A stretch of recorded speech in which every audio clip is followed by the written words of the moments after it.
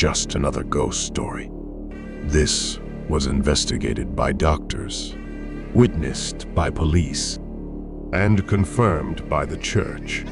At 3:12 a.m., the house screamed, and then the boy climbed the wall backward. Gary, Indiana. November 2011. Danika Jones, a single mother, moved into a cheap rental on Carolina Street with her 3 kids and her mother. It was winter, and on the very first night, the porch filled with flies, hundreds of them, buzzing, swarming.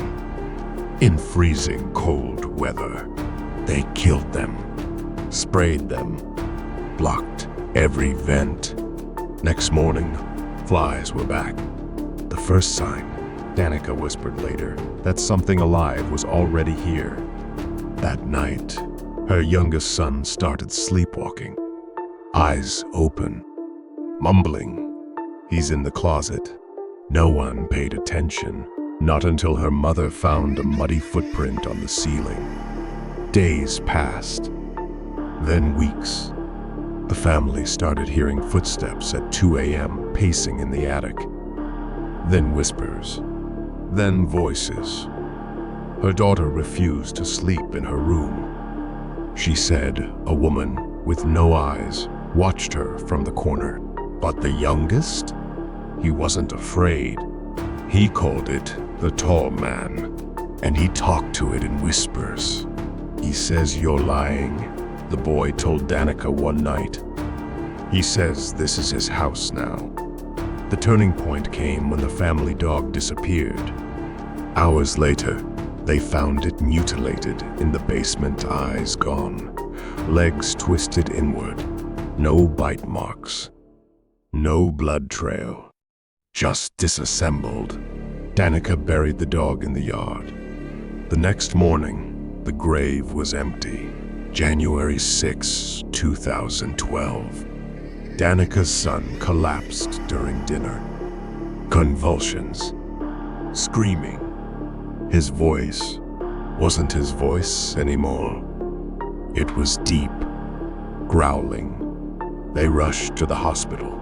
Doctors sedated him, monitored him. That's when it happened. Nurse Gina Williams testified. He stared at the ceiling, then smiled, and slowly walked backward up the wall, onto the ceiling, then flipped and landed on his feet. The doctor screamed. A social worker fainted. The boy looked at Danika and said, "You shouldn't have brought me back." The hospital called Child Protective Services, and CPs called the church. Father Malone visited the house.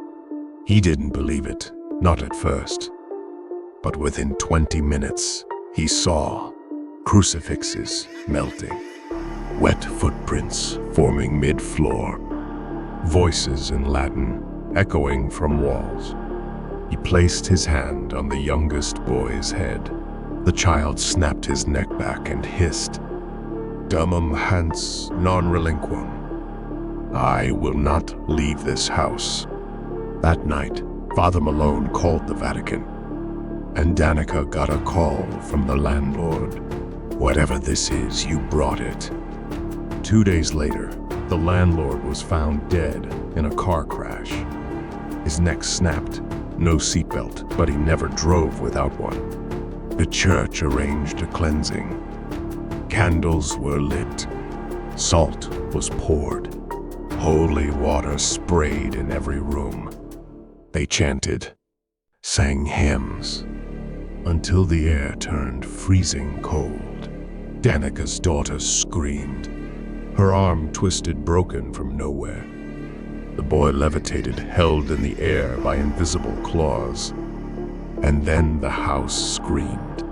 A sound so loud, it cracked the kitchen light bulbs.